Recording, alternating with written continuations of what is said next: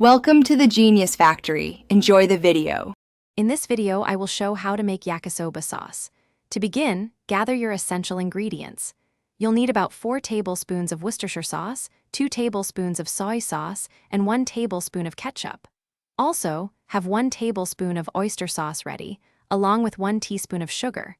Don't forget 1/2 teaspoon of grated ginger and 1/4 teaspoon of minced garlic for that aromatic kick. Finally, 1/2 teaspoon of rice vinegar will brighten everything up.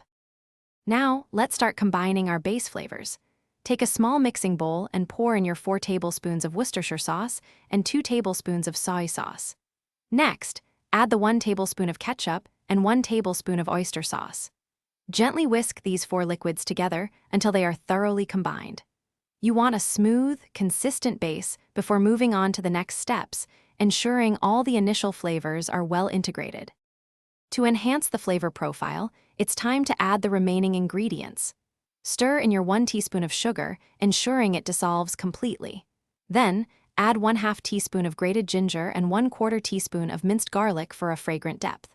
Finally, pour in 1/2 teaspoon of rice vinegar. Whisk everything together thoroughly for about 30 seconds.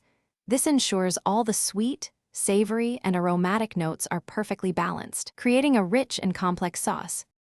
Once your yakisoba sauce is perfectly mixed, it's ready to use. For storage, transfer it to an airtight container and keep it in the refrigerator. It will stay fresh and delicious for up to 1 week. When preparing yakisoba, use about 2 to 3 tablespoons of sauce per serving of noodles, adjusting to your taste. This sauce is also fantastic for other stir-fries or as a glaze for grilled chicken or pork, adding a wonderful umami punch.